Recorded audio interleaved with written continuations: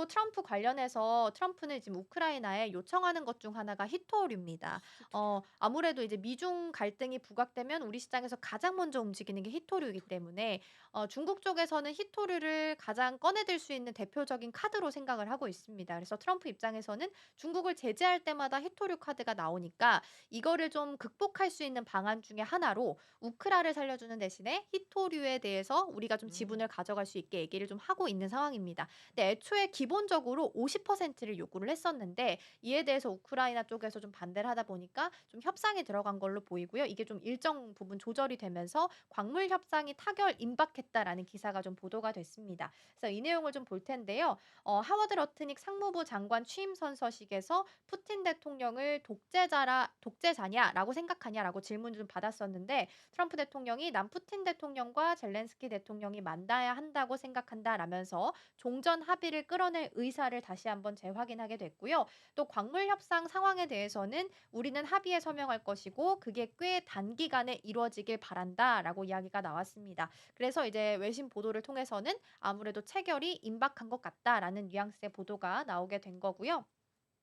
일단 양국이 미국 같은 경우에는 투자와 안전 보장, 우크라이나 안전 보장을 제공하는 대신에 우크라이나 히토류를 다량으로 확보하는 지분 확보에 대해서 안을 좀 고민하고 있는 것 같고요. 트럼프 대통령은 오는 5월 9일 러시아 모스크바에서 열리는 2차 세계대전 승전 기념 행사에 참석할 수 있다라는 관측 그리고 이런 관측에 대해서 일단 "아니다."라고 선을 좀 긋게 됐고요. 트럼프 대통령은 예고해왔던 상호 관세와 관련해서는 "미국이 곧 상호 관세를 부과할 것이다."라고 입장을 재확인했습니다.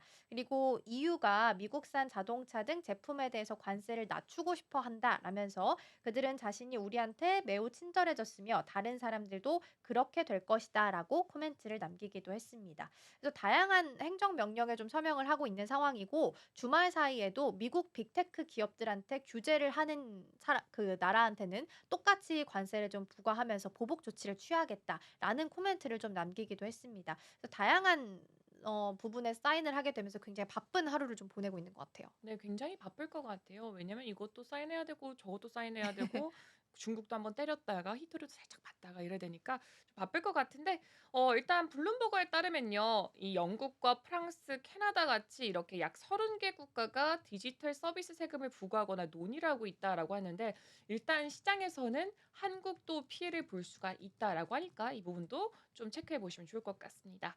그리고 이어서 두 번째 소식은 제가 준비했습니다. 방금 전에 제가 맵 브리핑을 통해서 말씀드렸다시피 테슬라가 M7 기업 중엔 가장 크게 낙폭을 보여주었습니다. 그 이유에 대해서 좀 자세한 설명을 준비를 했습니다.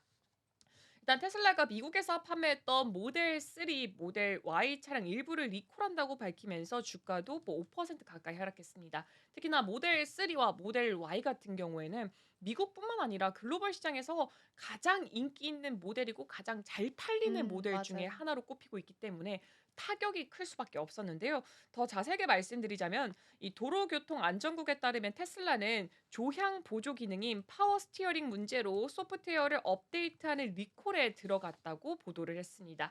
리콜 대상 같은 경우에는 소프트웨어 2023.38.4 이전 버전으로 작동되는 2023년식 모델 3와 모델 Y 차량이고요. 대수로 치자면은 총 37만 6,241대 정도 굉장히 많은 수치를 차지하고 있습니다.